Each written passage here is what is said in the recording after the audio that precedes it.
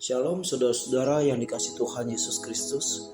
Saya Pendeta Dwi Wijayanto bersama dengan istri saya Ibu Ivon akan mengajak kita semua untuk merenungkan firman Tuhan dengan panduan 4M.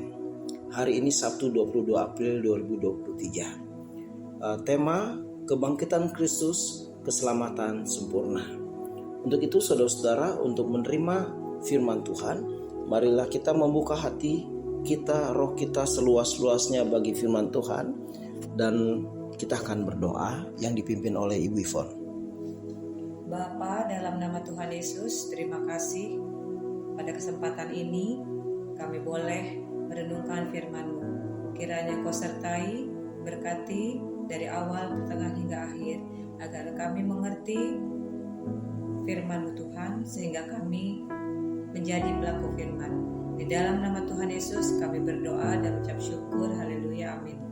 Baik saudara, hari ini kita juga akan baca firman Tuhan 1 Petrus 1 ayat 9. Silakan Bu Ivon dibaca. 1 Petrus 1 ayat 9, demikian firman Tuhan.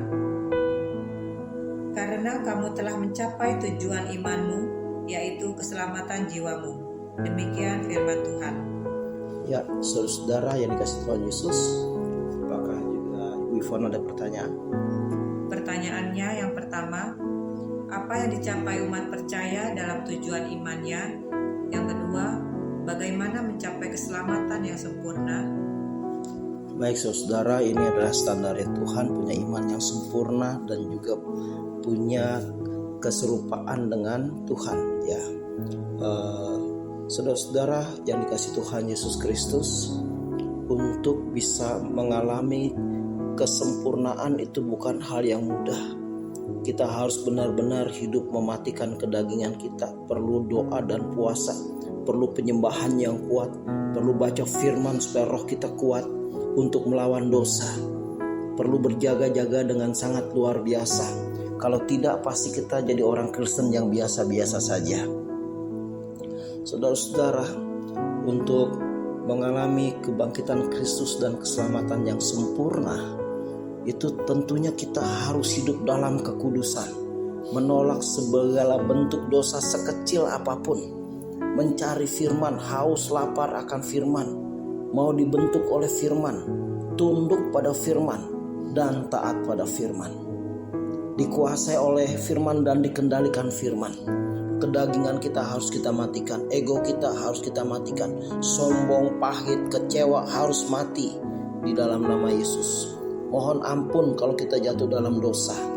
Dan saudara, kita harus juga punya komunitas yang kuat supaya api itu tetap menyala, api roh itu.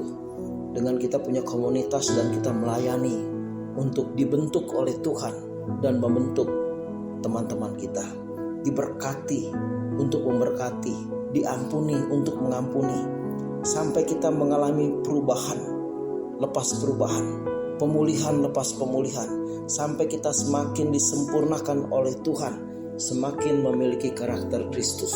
Saudara, ini perjuangan bukan hal yang gampang dikatakan, tapi hanya sedikit orang yang mau berjuang untuk mematikan kedagingan dan hidup dalam roh dan kebenaran. Marilah kita jadi orang-orang yang sedikit itu, yang sungguh-sungguh berfokus kepada Tuhan, sehingga pengakuan kita sebagai anak Allah benar di hadapan Tuhan dan juga sesama. Saudara-saudara yang dikasihi Tuhan Yesus Kristus, mari kita melakukannya, memastikan diri agar landasan hidup kita diletakkan hanya di dasar iman kepada Yesus Kristus. Kemudian kita juga perlu sharing di dalam keluarga, yang mengadakan pelatihan keluarga untuk semakin terampil memberitakan firman Tuhan, menyampaikan firman Tuhan kepada banyak orang. Yang keempat, mari kita bersama untuk komitmen membagikan pengetahuan roh kita kepada banyak orang, membagikan cerita atau berita tentang keselamatan dari Allah. Demikian firman Tuhan. Amin. Kita berdoa. Bapa, Tuhan Yesus dan Roh Kudus, terima kasih atas firman-Mu yang singkat sederhana, tapi biar dengan kuasa Roh Kudus, firman ini mengubah kehidupan kami, dan kami semua dibentuk, disempurnakan oleh Tuhan untuk kemuliaan Bapa, Yesus dan Roh Kudus. Haleluya. Amin.